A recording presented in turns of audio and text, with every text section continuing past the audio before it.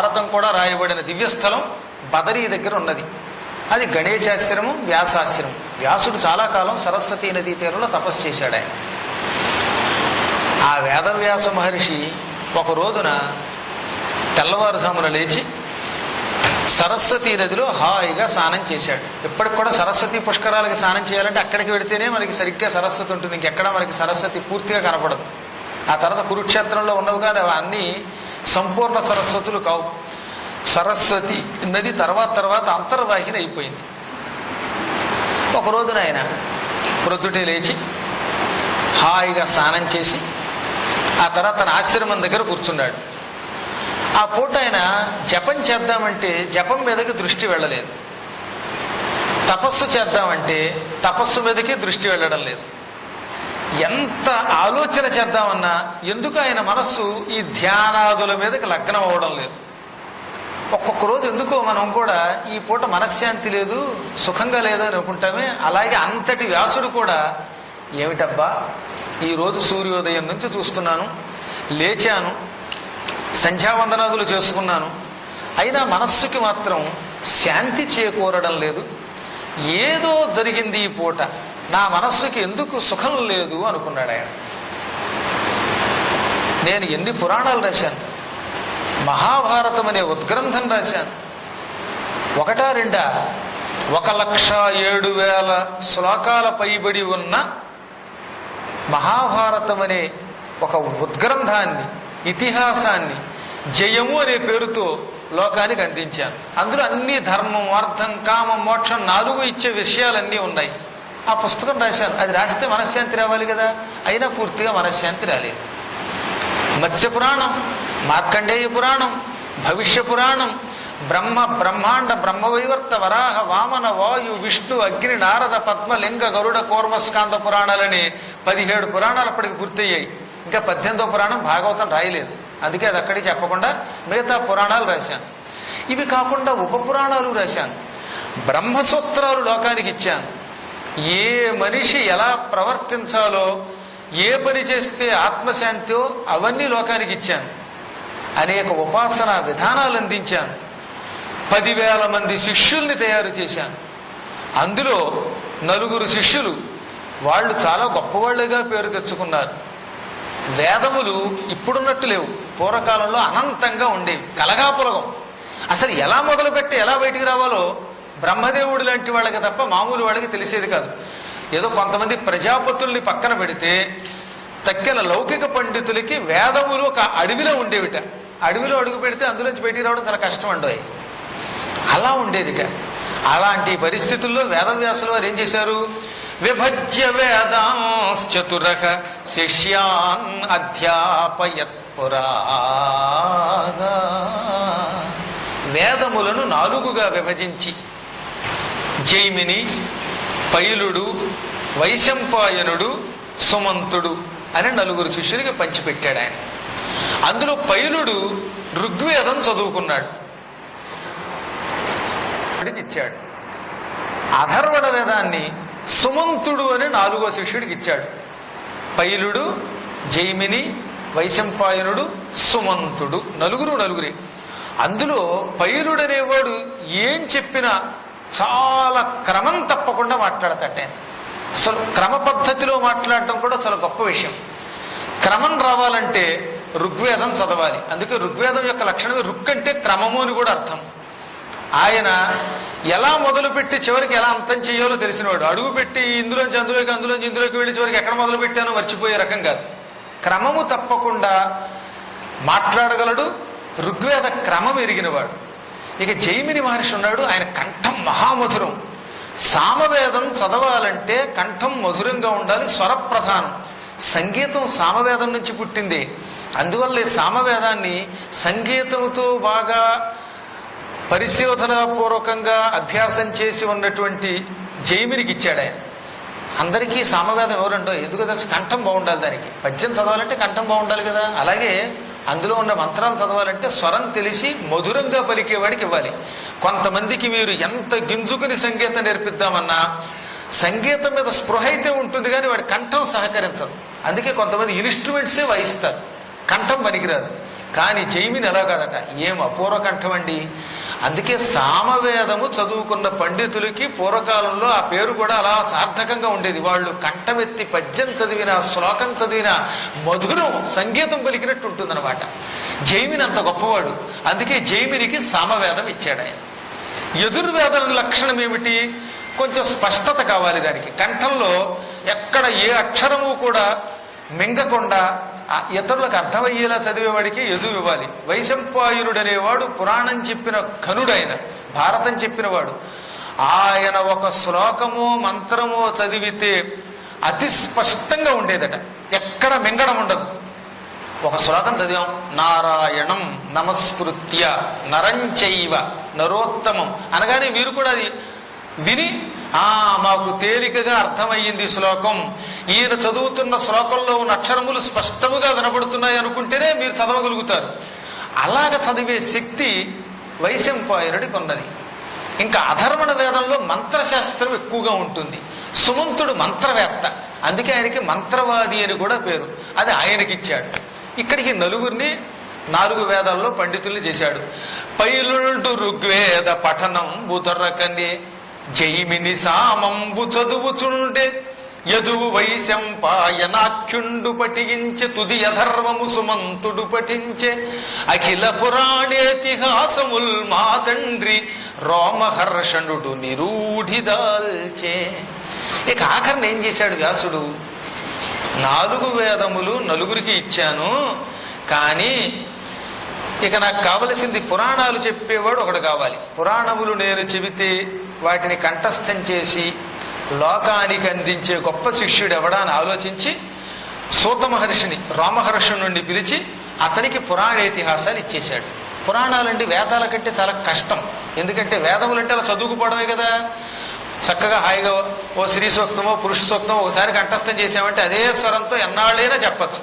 కానీ పురాణం అలా కాదు, ఎప్పటికప్పుడు నవనవంగా ఉండాలి, అవతలాడికి అర్థం అవ్వాలి, అర్థాలు తెలియాలి, కథ తెలియాలి, ఉపాసన కావాలి. అమ్మో, పురాణేతిహాసములు చెప్పి మెప్పించడం అనేది చాలా పెద్ద ప్రక్రియ. అందుకనే అది ఇతరులకు హాయిగా చెప్పగలిగేటటువంటి లక్షణములున్న రోమహర్షణుడికి ఇవన్నీ ఇచ్చాడు. ఇవన్నీ ఇచ్చాను కదా, ఇంతమంది శిష్యుల్ని తయారు చేసి వేదములు విభజించి పురాణములిచ్చి లోకానికి ధర్మములు చెప్పి నేను మాత్రం ప్రశాంతంగా లేను. కారణం ఏమిటి? ఇక్కడ పెద్ద సమస్య ఏమిటంటే, ఏదన్నా మీకు కష్టం వస్తే గురువుగారు నన్ను అడుగుతారు అనుకోండి, నాకే కష్టం వస్తే ఎవడు చెప్పుకోను? అది పెద్ద సమస్య. అశాంతిగా ఉందండి, లేక ఏదో మంత్రం ఇవ్వండి, ధనం రావడానికో ఉద్యోగం రావడానికో మంత్రం ఇవ్వండి అని మీరు అడిగితే మంత్రం ఇచ్చే గురువు గారికే కష్టం వస్తే ఆయన కష్టం ఎవరు తీరుస్తారు? అందరికీ వైద్యం చేసే డాక్టర్ గారికి రోగం వచ్చిపోయాట. అలా ఉంది పరిస్థితిని. అందుకని నేను గురువుని, వ్యాసుడంటే అందరూ తమ సద్గురువుగా భావించి పూజిస్తారు. అటువంటి గురువునైన నాకు ఈ ప్రాతకాల సమయంలో ఏదో కొరత కనపడుతోంది. మనస్సుకి ఏదో లోటు నాలో ఉంది. ఆ లోటు ఏమిటో తెలియటం లేదు, మనశ్శాంతి లేదు. బహుశా భారతాది గ్రంథాలు రాసినా సంపూర్ణంగా కృష్ణుడి యొక్క గుణములు వర్ణించకపోవటం వల్ల నాకు అశాంతి వచ్చిందా, ఇదేదో మోసం వచ్చింది నాకు అనుకున్నాడు పాప ఆయన. ఆయన కొంత లోపల మళ్ళీ ఆలోచన వచ్చింది.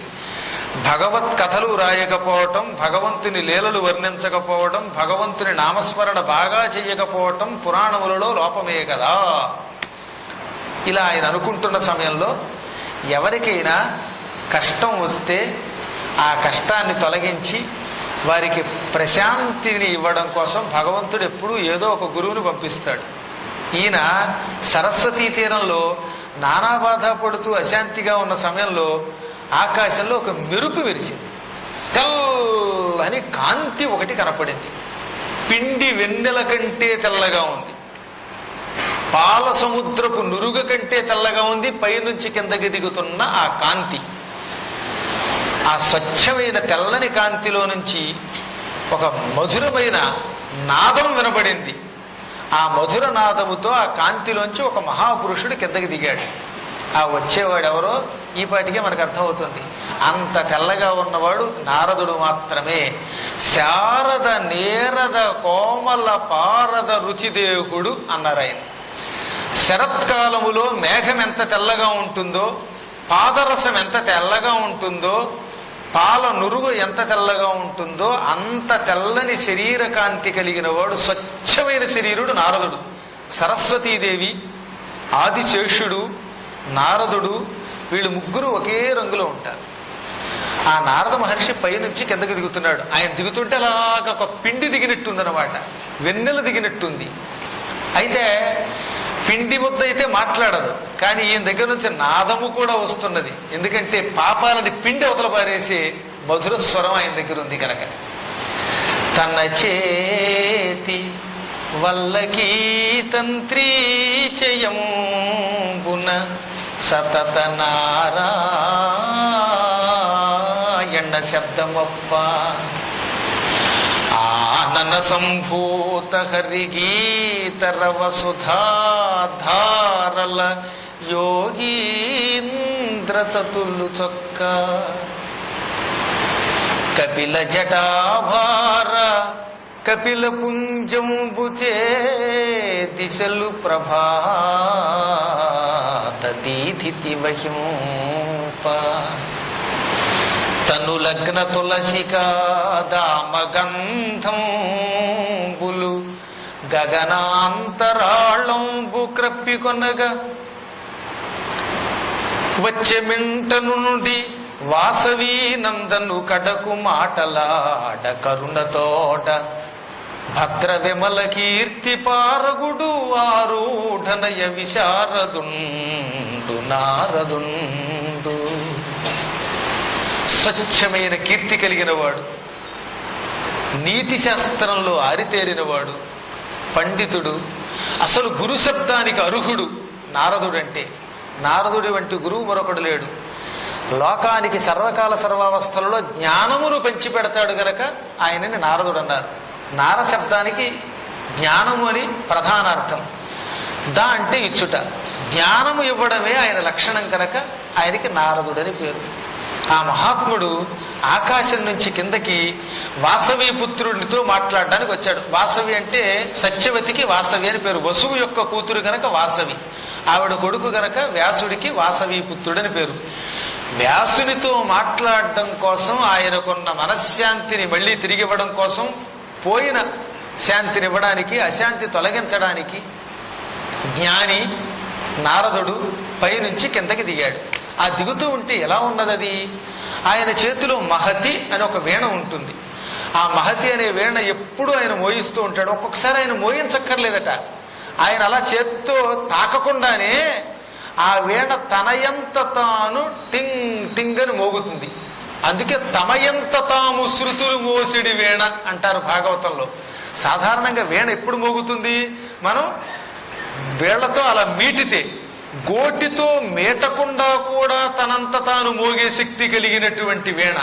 అటువంటి వీణని ఇప్పుడు మాత్రం అలా మీటుకుంటూ కిందకి దిగుతున్నాడు ఆయన.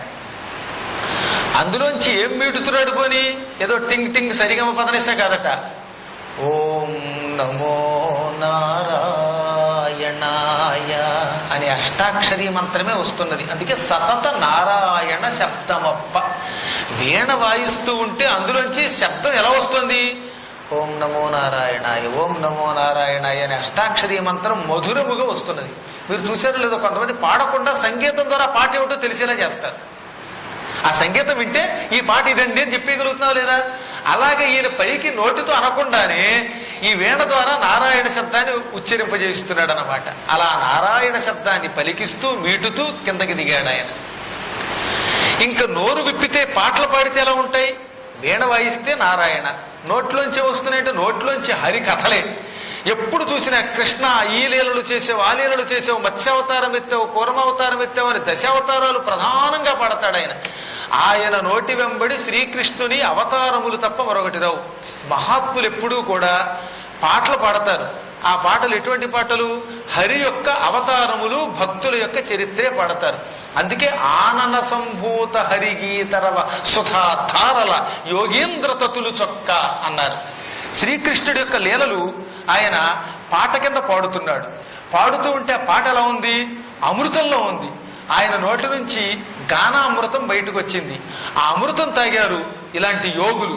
ఆ యోగులు పరవశించిపోయి అబ్బా అబ్బా ఆ అమృతం కంటే ఈ అమృతమే బాగుంది, ఆ అమృతం తాగితే కేవలం జరామరణాలు లేకుండా కలియుగాంత వరకు స్వర్గంలో సుఖాలు అనుభవిస్తాం, కానీ ఈ గానామృతం హరికథామృతం తాగితే శాశ్వతమైన వైకుంఠం కైవల్యం వస్తుందని పరవశించిపోయి కళ్ళ వెంబడి ఆనంద బాష్పాలు కారుస్తూ ఊగిపోతున్నారట.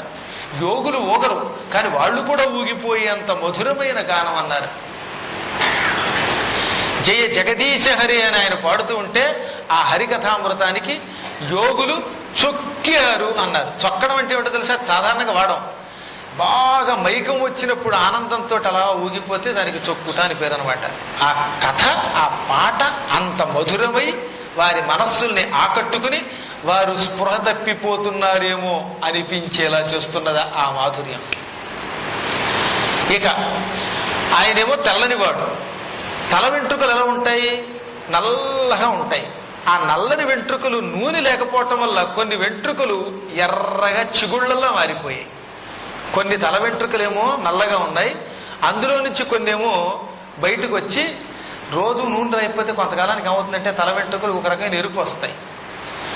మహాత్ములైన ఋషులు అడవులలో తపస్సు చేయటం వల్ల తైల సంస్కారాదులు ఉండవు గనక ఆ వెంట్రుకలు రాగి రంగులోకి వస్తాయన్నమాట. ఆ రాగి రంగులో ఉన్న వెంట్రుకలు ఎలా ఉన్నాయో చూడటానికి ఈయన మోక్షమిచ్చే చెట్టుకి పుట్టిన చిగుళ్ళు వలె ఉన్నాయట. మోక్షద్రుపల్లవ శంఖచేయ అంటారు ముక్కుతెమ్మన గారు. అనగా చెట్టుకి అప్పుడే పుట్టిన చిగుళ్ళు చూశారు కదా, చిగుళ్ళు ఎలా ఉంటాయి? ఎర్రగా రాగి రంగులో ఉంటాయి. మోక్ష వృక్షం, ఆ వృక్షానికి పుట్టిన పల్లవములు చివుళ్ల వలె ఉన్నాయి.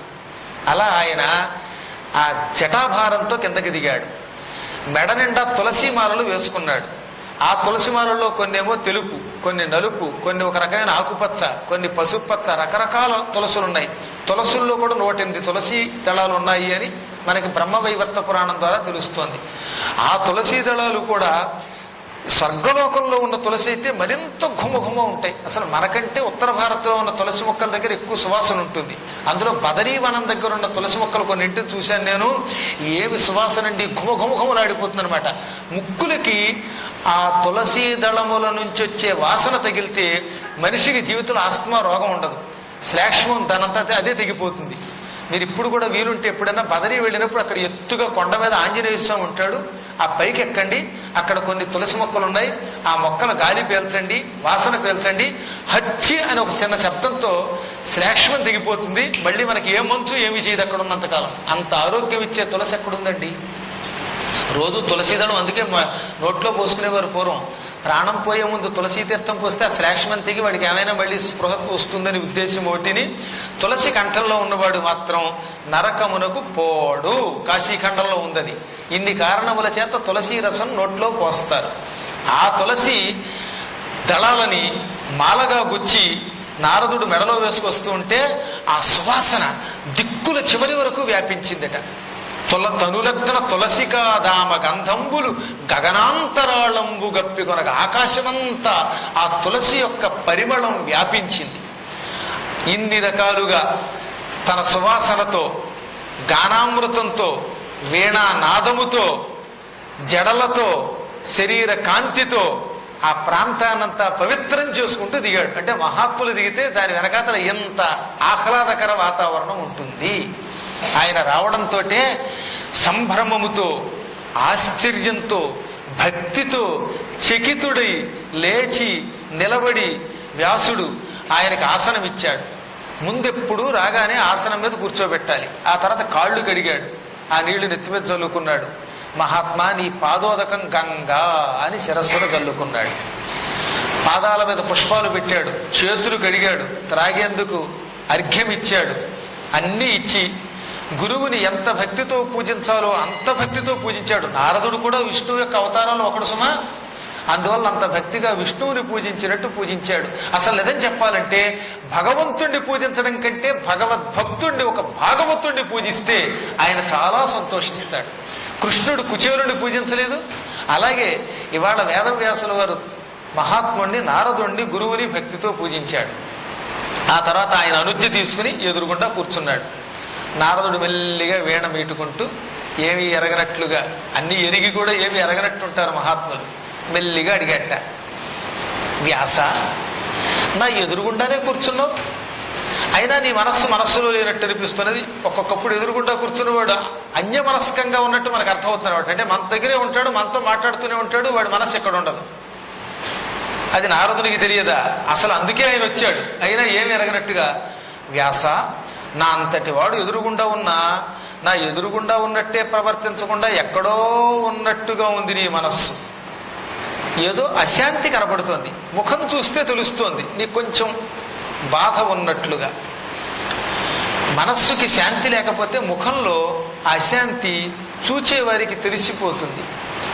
నీలాంటి పండితుడు భారతం అనే ఇతిహాసం రాసిన వాడేమిటి, ఇలా అశాంతిగా ఉండడం ఏమిటి? ఇది చాలా చిత్రంగా ఉంది. నువ్వు సామాన్యుడివా?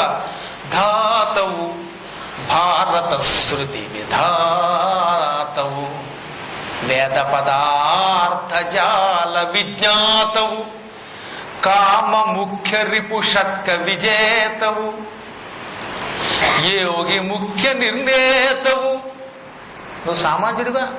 సాక్షాత్తు బ్రహ్మస్వరూపుడివి, బ్రహ్మవంశంలో పుట్టినవాడివి. నీకు బ్రహ్మకి చాలా తేడా ఉన్నది. బ్రహ్మగారు వేదములను పట్టుకుంటాడు, ఆయన సృష్టించలేదు. కానీ నువ్వు భారతమనే వేదాన్ని లోకానికి అందించిన గొప్ప ధాతవి. ఒక విధంగా చెప్పాలంటే భారతం పంచమ వేదం. ఈ వేదాన్ని ఎవరు రాయగలరు? నువ్వు ఒక్కడివే రాసావు. అందుకే భారత శృతి విధాతవు, భారతం అనే వేదమును అందించిన నూతన బ్రహ్మవి. పైగా కలగా పులగంగా ఉన్న వేదములను 4గా విభజించి ఋగ్వేదం, యజుర్వేదం, సామవేదం, అధర్వణ వేదం అనే పేర్లు పెట్టి వాటిని శిష్యులకి ప్రపంచంలో పంచిపెట్టి తద్వారా వేద జ్ఞానాన్ని లోకంలో ప్రచారం చేసిన వాడివి. వేదములు విభజించడం కష్టం కాదు, భారతం రాయడము కష్టము కాదు. కానీ కామాన్ని జయించడం చాలా కష్టం. ఒక్క కామమే కాదు, 6 శత్రువులు జయించడం అంటే ఇంకా కష్టం. కానీ నీవో కామ ముఖ్య రిపు షట్క విజేతవు, అరిషడ్వర్గాన్ని జయించావు. ఒకదాన్ని మించినవి ఒకటైన కామ క్రోధ లోభ మోహ మద వాత్సర్యాలని 6 అదుపులో పెట్టావు. ఆపై నీవు ధర్మ నిర్ణేతవు, ధర్మాన్ని నిర్ణయించిన వాడివి. మామూలు ధర్మములు కాదు, ముఖ్య ధర్మ నిర్ణేతవు. మానవుడు పుట్టిన దగ్గర నుంచి చచ్చిపోయేదాకా ఏ వయస్సులో ఏమి చెయ్యాలి, ఏ తీర్థయాత్రల్లో ఏమి చెయ్యాలి, ఎక్కడ కూర్చుంటే ఎలా ప్రవర్తించాలో ఇవన్నీ వ్యాసుడు చెప్పాడు. ఉదాహరణకి ఇక్కడ పురాణం దగ్గర కూర్చున్నారు అనుకోండి, ఆ పురాణం దగ్గర కూర్చున్నంతసేపు మాట వరసకి కూడా పురాణ కథకి ఇంత భంగం కలిగించకూడదు. మధ్య మధ్యలో కొయ్యి అని ఫోన్ శబ్దం వచ్చిందంటే ఆ పాపం మీదే. చెప్పండి, నేను చెప్పలా. మీరు దేవీ భాగవతంలో ప్రథమ స్కంధంలో కథాచ్ఛేద నుందా లేదా? నిద్రాభంగ కథాచ్ఛేద దంపత్యో ప్రీతిభేదనం శిశుమాతృ విభేదశ్చ బ్రహ్మహత్య సమం స్మృతం. ఎవడన్నా నిద్రపోతుంటే లేపితే బ్రహ్మహత్యా పాపం, కథ జరుగుతూ ఉంటే మధ్యలో డిస్టర్బెన్స్ కలగజేస్తే అది బ్రహ్మహత్యా పాపం, భార్యాభర్తల మధ్యలో తగాదా పెడితే అది బ్రహ్మహత్యా పాపం, తల్లిని బిడ్డని వేరు చేసేస్తే తల్లి చేతులొచ్చి పిల్లని ఎత్తుకుపోతే ఆ పిల్లవాడిని అమ్మేసుకుంటే అది బ్రహ్మహత్యా పాపం. ఇలాంటివి చేయకూడదనే ధర్మములు ఆయనే చెప్పాడు. పురాణములలో ఎలా ఉండాలి, బయటికెడితే ఎలా ఉండాలి, ఇవన్నీ వ్యాసుల వారు నిరంతరం చెప్పారు. ఎంతెందుకు నిద్రపోయే ముందు తప్పక కాళ్ళు చేతులు కడుక్కుని కొంచెం నీళ్లు ఆచమనం చేసి తూర్పు దిక్కుకి కానీ లేక దక్షిణం దిక్కుకేసి కానీ తల పెట్టుకుని నిద్రపోండి. నిద్రపోయే ముందు 3 సార్లు శివ శివ శివ నారాయణ నారాయణ నారాయణ అనండి. అందుకే మీకు మహాత్ములైన జగద్గురువులు ఇతి నారాయణ స్మృతం అని ఆ నారాయణుడి పేరు మీదుగా ఉత్తరం ముగిస్తారు. ఎందుకని అంటే ఈ వంకతో అయినా మీకు నారాయణ స్మరణ నేర్పుదామని. నిద్రపోయే ముందు స్వయంగా వేదవ్యాసులు వారు చెప్పిన మాట ఏమిటో తెలుసా? ఎవరైనా కాళ్ళు కడుక్కోండి, చేతులు కడుక్కోండి, 3 మార్లు నీళ్లు లోపలికి నారాయణ స్మరణ పూర్వకంగా పుచ్చుకోండి. నిద్రపోయే ముందు శివ శివ శివ నారాయణ నారాయణ నారాయణ అని పడుకోండి. ఆ నిద్ర పవిత్ర నిద్ర. ఒకవేళ నిద్రలో మరణం వస్తే అటువంటి వాడు ఈ స్మరణ వల్ల, ఆచమనం వల్ల, చేతులు కాళ్ళు కడుక్కోవడం వల్ల యమదర్శనం చేసుకోడు. వాడికి తప్పక స్వర్గం వంటి ఉత్తమ లోకాలు వస్తాయి. ఇంత గొప్ప ధర్మాలు ఎవరు చెబుతారు? ఈ ధర్మములన్నీ చెప్పావు నువ్వు. అందుకే ధర్మ ముఖ్య నిర్ణేతవును, యోగి నేతవు, యోగులకి నాయకుడివి, వినీతుడవు. ఇన్ని ఉన్నవాడికి వినయం ఉండదు. కానీ వేదవ్యాసుడు ఎంత పండితుడైనా 2 చేతులు జోడించి వినయంగా వచ్చిన గురువు గారికి దండం పెట్టాడు. 4 రోజులు చదువుకుంటే 5వ రోజు తల మీదకి కళ్ళు వెళ్ళిపోవడంలో చాలా మందిని చూస్తున్నాంగా. గట్టిగా మీరు 4 సార్లు పౌరాణికుడిని పొగిడితే 5వ రోజు నుంచి ఇతర పౌరాణికుల మీద వాడు చెప్పింది తప్పని వీడు టీవీలో ఎందుకు ఎగురుతాడు అంటే ఈ అహంకారం, దురహంకారం. ఇది ఒక మహాత్ముడు ఒక ప్రచారం చేస్తున్నాడు అనుకుందాం, నీకు నచ్చకపోతే మానేయి, ఆయనది తప్పు అంటూ నీవు ఒప్పు చెప్పాలి కానీ ఇతరుల తప్పు నీకెందుకండి. ఇప్పుడు పుష్కరంలో స్నానం చెయ్యన్నాం, స్నానం చేయడానికి వీల్లేదంటే అంటే నీకు పురాణాలన్నీ స్నానం చేయొద్దని చెప్పాయా, చేయమని చెప్పాయా? నీవు పురాణము చెబుతున్నప్పుడు పురాణములు ఏ పురాణములైనా నదీ స్నానం చెయ్యి చెయ్యి చెయ్యి అంటున్నాయా లేదా? అప్పుడు ఆ నదీ స్నానం చెయ్యొద్దన్నావంటే, స్నానం చేస్తే పుణ్యం రాదంటే నువ్వు నాస్తికుడివి అని శాస్త్రం చెబుతున్నది, నేను చెప్పలా. ఇలాంటి ధర్మములు కొంచెం తెలిసి దాన్ని వినయముతో లోకానికి చెప్పడం చాలా కష్టం. వ్యాసుడు చాలా వినయంగా ఉంటాడండి. పెద్దలు కనబడితే పెద్దల్ని ఎప్పుడూ తిట్టాడు. నేను చూస్తున్నాను కదా చాలా మందిని. కొంతమంది పెద్దలు ఏమండి వాళ్ళ దగ్గర ఏమైనా గొప్ప ప్రమాణం ఉందేమో, నా దగ్గర లేదేమో, వాళ్ళకు నమస్కారం అంటున్నారంటే అది వినయం, అది వ్యాసుడి లక్షణం. మేము గనక వినయం లేకుండా మీరు పాపాత్ములని ఇతరుల మీద ధ్వజం ఎత్తి వాళ్ళని తిట్టడం మొదలు పెడితే దానివల్ల వాడు వెంటనే రాదు కానీ ఎప్పుడో ఒకప్పుడు ఆ పాపం అనుభవించక తప్పదు. కాబట్టి వీలున్నంత వరకు ధర్మ ప్రచారం చేసే వాళ్ళందరికీ ఒకటే చెబుతున్నాను, అందరం కలిసి భక్తితో ధర్మ ప్రచారం తీయాలి తప్ప ధర్మ ప్రచారాన్ని అధర్మ ప్రచారంతో అడ్డుకోకూడదు, అది మహాపాపం. అలా చేస్తే వాడు అవినీతుడు. కానీ వ్యాసుడు అలాంటి వాడు కదా కనుకే వినయవంతుడు గనకే వినీతుడవు అన్నారు. అసలు అంత గొప్ప గొప్ప పాత్ర మరెక్కడా లేదు. వ్యాసుడు అంతటి వినయవంతుడు లేడట. అంత పాండిత్యం ఎవరి దగ్గర ఉంది? వ్యాసుడు రాసింది చెప్పడానికి మాకు యుగములు సరిపోవడంలా. ఇవాళ 40 రోజులు అంటున్నారు. ఈ మీడియా లేని రోజుల్లో ఒకప్పుడు ఏలూరులో 128 రోజులు చెప్పాను ఇదే భాగవతం. 128 రోజులు. 108 రోజులని పాంప్లెట్ వేయమంటే నా శిష్యుడు పొరపాటు 128 అని వేశాడు. వేసినందుకు చెప్పాల్సి వచ్చింది. 128 రోజులు చెప్తే చివరి రోజున ద్వాదశ స్కంధం అవ్వలేదు నాకు. రోజు 2 గంటల చొప్పున 128 రోజులు చెబితే అవ్వలేదంటే ఇక భాగవతం ఏమవుతుందండి? అటువంటి భాగవతము మీకు చెప్తే ఆశ్చర్యం కలుగుతుంది. ఒకసారి చూడండి, వెళ్ళి ఏలూరులో వేణుగోపాలస్వామి గుడి అని ఉంది తూర్పు వీధిలో. సంతాన వేణుగోపాలస్వామి గుడి. 1999లో అప్పుడు నేను పురాణం మొదలుపెట్టా. ఆ పురాణం మొదలుపెట్టినప్పుడు పెద్ద తుఫాన్ వచ్చి ఆ గుడి ఎక్కడో లోకంలో పాతాళంలో ఉండేది. గుడి మునిగిపోయింది. ఆ దెబ్బతో పురాణం ఆగిపోతుందని ఆ గుడిని మళ్ళీ ఉద్ధరించి ఏకంగా పైకి తీసుకొచ్చి వాళ్ళు అద్భుతంగా కట్టారు ఆ గుడిని. అప్పుడు 128 డేస్ విడిచిపెట్టకుండా చెప్పాం. చెబితే భాగవతం ఇంకా పూర్తవలేదు. ఎందుకంటే భాగవతం సంపూర్ణంగా తెలిసి చెప్పడం అంటే చాలా కష్టం, అన్ని విశేషాలు ఉంటాయి. అటువంటిది ఆ భాగవతము యొక్క ధర్మములను లోకానికి అందించాలనుకున్న వేదవ్యాసుల వారి వంటి వారికి ఎంత వినయం ఉంటే అందించారో ఆలోచించండి మీరు. అన్ని విశేషాలు ఎరిగిన మహాత్ముడు, ఆయన రాసిన వాటిని చెప్పడానికే టైం సరిపోలేదని చెబుతున్నాను నేను. ఆ మహాత్ముడు మాత్రం నేను రాశాను అనేవాడు కదట, ఎప్పుడూ వినయంగానే ఉండేవాడు. అటువంటి వినయవంతుడివి నీవు కూడా. అటువంటి వినీతుడవీవు చలించి చల్లరే కాతడు కైవడిన్ వగవ కారణమేమి పరాశరాత్మజ. నీవు పిరికివాడికి వల్లే సామాన్యునిలాగా దుఃఖం పొందడమేమిటి? వగవా దుఃఖం పొందడానికి కారణమేమిటి? వ్యాస, నేను ఎదురుగుండా కూర్చున్నా, నా ఎదురుగుండా కూర్చుని నువ్వు చింతిస్తున్నావు, నీ చింతకేదో కారణం ఉన్నది, ఆ చింతా కారణం ఏమిటి అని అడిగాడు. అప్పుడు వ్యాసుడు, గురుదేవ, అన్నీ మీకు తెలుసుండి కూడా నన్ను అడుగుతున్నారు, అయినా చెబుతున్నాను. అడిగినప్పుడు గురువు గారికి సమాధానం చెప్పాలి గనక మీరు చెప్పినట్టే నేను వేదాలు విభజించాను, పురాణాలు రాశాను, భారతం రాశాను. ఇన్ని చేసినా మనశ్శాంతి లేదు. మనశ్శాంతి లేనప్పుడు ఎన్ని సంపదలున్నా, ఎంత కీర్తి ఉన్నా, ఎంత పేరున్నా అది వ్యర్థం. నాకు ఎందుకు అశాంతి వచ్చిందో తెలియలేదు, ఆ అశాంతిని తొలగించండి అన్నాడు. అప్పుడు చెప్పాడు ఆయన, నీ అశాంతికి గల కారణం చెబుతున్నా విను.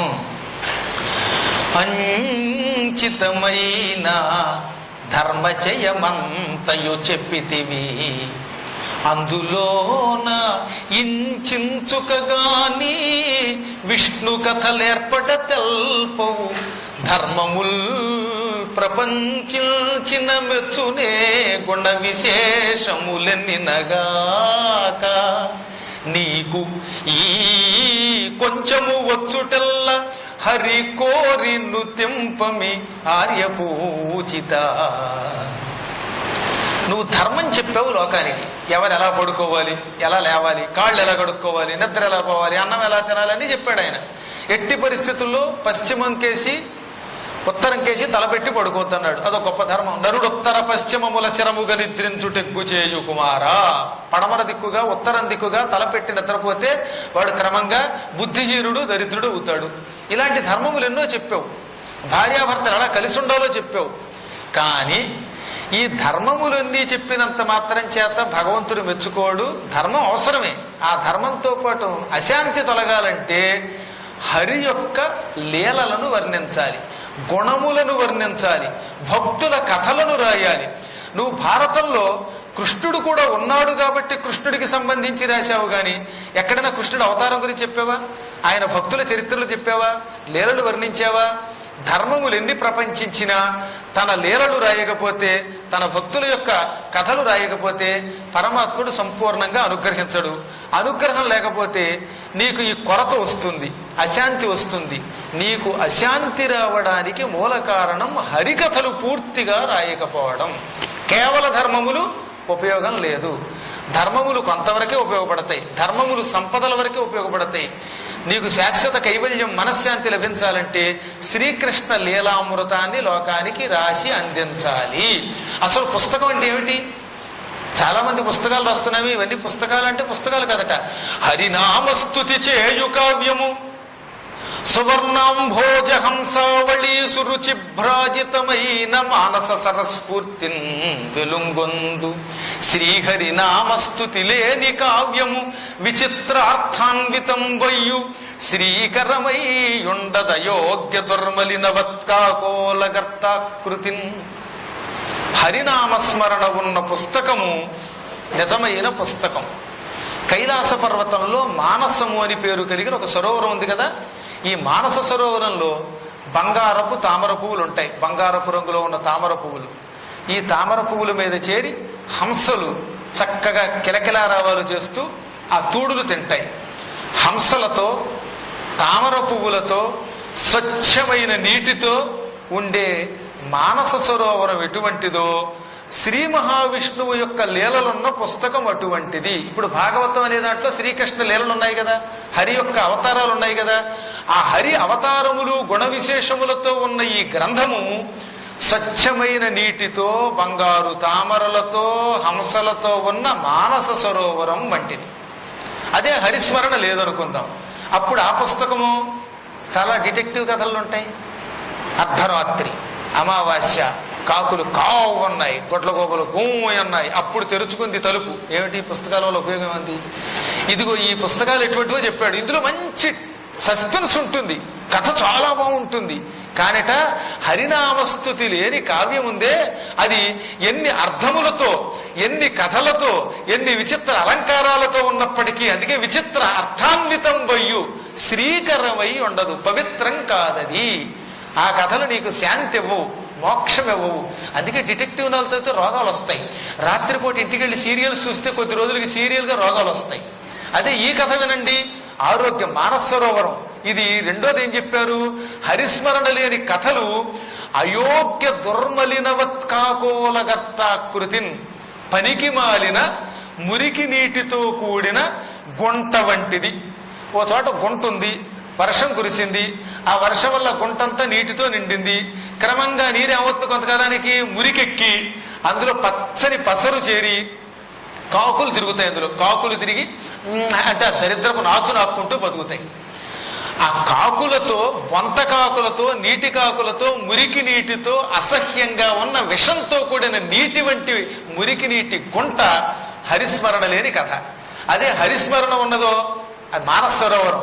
అది మానస సరోవరం, ఇది మురికి నీటి సరోవరం. అందులో హంసలుంటాయి, ఇందులో కాకులుంటాయి. అందులో బంగారపు తామర పువ్వులు ఉంటాయి, ఇందులో నాచు, బురద, చెత్త, చెదారం ఉంటాయి.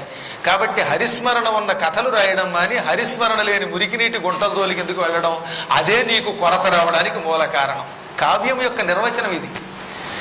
అనగానే వ్యాసుడు కూడా ఒక చిన్న అనుమానం వెలిపించాడుండో ఇక్కడ. ఏమండి, భాగవతం లాంటివి రాస్తే చాలా మంచిది, అవే గ్రంథం అంటున్నావు. శ్రీ మహావిష్ణువు లీలలు భాగవతం రాయడం అంటే మాటలా? భాగవతం రాయడానికి ఎంత పాండిత్యం కావాలి? పొరపాటున అపశబ్దములు వస్తేనో. అపశబ్దములు రాకుండా ఎవడన్నా రాయగలడా? కష్టం కదా. మరి ఎంత గొప్పవాడికైనా పొరపాటు రావచ్చు. కృష్ణ అనలేక కిష్ట అనొచ్చు, ఒక్కోసారి రామ అనలేక లామ అనొచ్చు. ఏమో ఏ పొరపాటు వస్తుందో తెలియదు. ఒకవేళ అపశబ్దం వస్తేనో అన్నాడు ఆయన. అంటే వ్యాసుడే భయపడితే ఇక మనమెంత, నేను మహాపండితుణ్ణి నాకంతా వచ్చు అని ఎవడన్నా అనుకుంటే ఎంత తెలివి తక్కువడో ఆలోచించండి.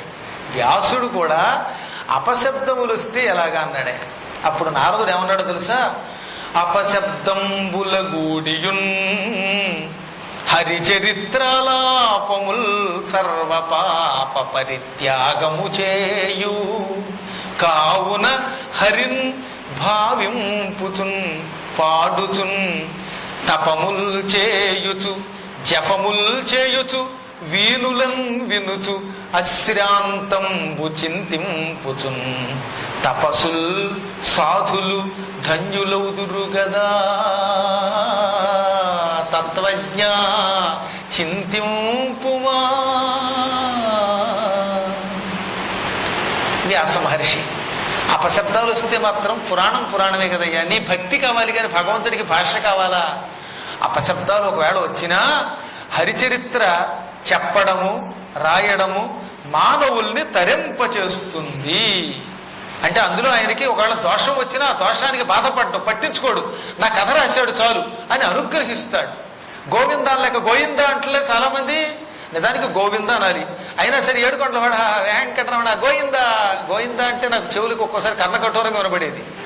ఆయనకి వినబడదట పాపం. గోవిందా అన్న గోవిందా అంటాడు పాపం ఆయన. ఫోన్లో ఎలా పలికినా వాడు ఆ ఉద్దేశ్యంతో ఉన్నాడు, భక్తితో ఉన్నాడు అనుకుంటాడు. అదే ఇక్కడ చెప్పాడు నారదుడు. నాయన అపశబ్దములు ఉన్నప్పటికీ నువ్వు హరిచరిత్ర రాయి చెప్పు, ఆయన సంతోషిస్తాడు. సకల పాపాలు తొలగుతాయి. ఆయనకి పాప పరిత్యాగం చేసే ఊహ ఉన్నది. ఫోన్లో గోయిందా అన్నా వీడి పాపాలు తొలగిద్దాం అంటట. అందుకనే మహాత్ములు ఏం చేస్తారు?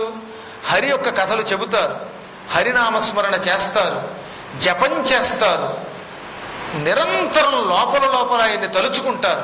ఇలా తలుచుకుని తపస్సులు జ్ఞానులు ఎంతో మంది మోక్షం పొందుతున్నారు. తత్వజ్ఞ ఆలోచించు. నువ్వు భాష గురించి ఆలోచించకు, భావం గురించి ఆలోచించు, భక్తితో రాయి. ఇప్పుడు అసలు రహస్యం చెబుతున్నా విను. నేను కూడా పూర్వజన్మలో ఎందుకు పనికిరాను ఒక దాసీపుత్రుడిని అన్నాడు ఆయన. ఆ దాసీపుత్రుడిగా నారదుని కథ అద్భుతంగా ఉంటుంది. భాగవతం మొదటి రోజు అప్పుడే ప్రారంభమైంది. రేపు 6:30 అంటే 6:30కే సరిగ్గా ప్రారంభించి ప్రతిరోజు 6:30 నుంచి 8:30 దాకా వినడానికి సంసిద్ధంగా రండి. ఎందుకు ఈ మాట అంటున్నానంటే 8:30 దాకా కూర్చోవాలంటే కొంత కడుపులో ఏదో ఒకటి పడకుండా ఈ కలికాలంలో వాళ్ళు రాలేకపోతున్నారు. 8 దాటాక కొంచెం కడుపులో వాయు ప్రకోచనం వల్ల కొంచెం బయటకు వెళ్లాల్సిన పరిస్థితి రాకుండా ఏదో ఎక్కువ వద్దుగానే ఒక డజన్ ఇడ్లీ తిని నెయ్యి వేసుకుని చట్నీ వేసుకుని వస్తే మంచినీళ్ళు వచ్చుకుని అప్పుడు 8:30 అయినా సరే పర్వాలేదు ఇంటికి వెళ్ళొచ్చు అనిపిస్తుంది. హాయిగా 8:30 లోపు వదలడం కుదరదు కనుక అందుకు సంసిద్ధులై మధ్యలో లేవకుండా ఉండేలా రండి. ఇవాళ చాలా ఆనందం ఏమిటో తెలిసినా, నేను 1/2 గంట ఎక్కువ తీసుకున్నాను, 1/2 గంట ఆలస్యంగా మొదలెట్టినా. అయినా పాపం ఒక్కళ్ళు లేవలేదు. అంటే మీ భక్తికి ఓడిపోయాం, మేమందరం కూడా లొంగిపోయాం. తప్పక మీకు సకల శుభాలు లభిస్తాయి. ఇంకా 39 రోజులు సంపూర్ణంగా భాగవతాన్ని విని తరిద్దాం. నాకు భాగవతం అంటే లోపల బాగా ఇష్టం, జీర్ణించుకుపోయింది. అది పైగా ఆ భాగవతం చెప్పే భాగ్యం వచ్చినందుకు పరమాత్మకి సద్గురువులకి నిజంగా మనస్ఫూర్తిగా హరిప్రసాద్ గారికి అనేక మంగళాశాసనాలు అందజేస్తున్నాను. మళ్ళీ రేపు కలుసుకునేదాకా స్వస్తి ప్రజాభ్య పరిపాలయంతాం న్యాయ్యేన మార్గేణ మహీం మహిషాః గోబ్రాహ్మణేభ్యః శుభమస్తు నిత్యం. లోకాః సమస్తాః సుఖినో భవంతు.